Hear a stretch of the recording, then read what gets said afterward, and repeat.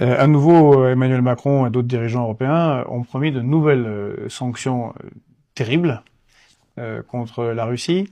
Est-ce que vous avez la Russie a-t-elle des possibilités de riposter et quelles seraient-elles en termes de sanctions économiques? Par exemple sur l'uranium enrichi, sur les terres rares? On a peur de ces sanctions, on dort pas. Vraiment, c'est le 17e paquet de sanctions. Il y en avait avant 16.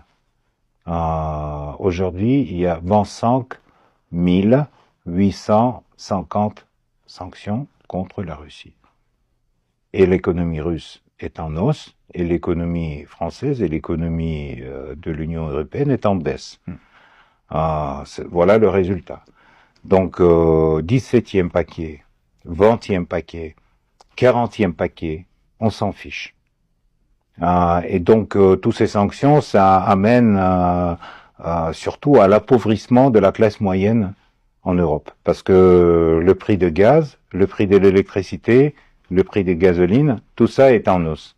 Et il y a la fermeture des usines en Allemagne, il y a l'industrie française qui déménage aux États-Unis, il y a des éléments, pour l'instant, des éléments de crise que les dirigeants français cachent de leur population pour ils cachent le lien de cette crise économique avec les sanctions anti-russes, parce que la Russie fournissait du gaz et du pétrole pas cher, tandis qu'aujourd'hui les Européens achètent le gaz et le pétrole américain qui est 3 fois plus cher.